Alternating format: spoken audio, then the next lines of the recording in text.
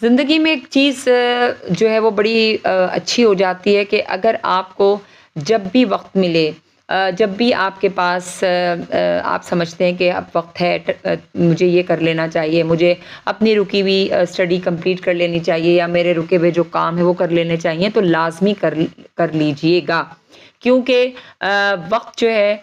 एक दफ़ा गुज़र जाता है तो फिर वापस नहीं आता, लेकिन बाज़ दफ़ा ऐसा होता है कि आपकी जो दबी हुई ख़्वाहिशात और हसरतें होती हैं, वो कहीं न कहीं से निकल कर आपके सामने आ जाती हैं कि भई अब ये आप करना है तो आप कर लें।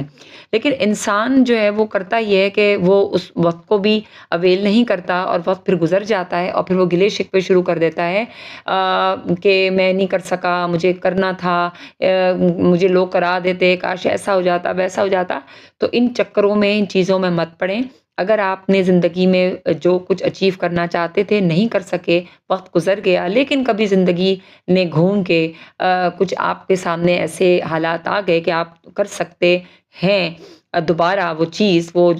स्टडी या कोई आपका रुका हुआ काम या आपका कोई ख़्वाहिश और आपके पास वसाइल भी मौजूद हैं, तो आप लाज़मी ज़रूर कर लीजिएगा। फिर आप देखिएगा कि आपको कितना इत्मीनान मिलेगा।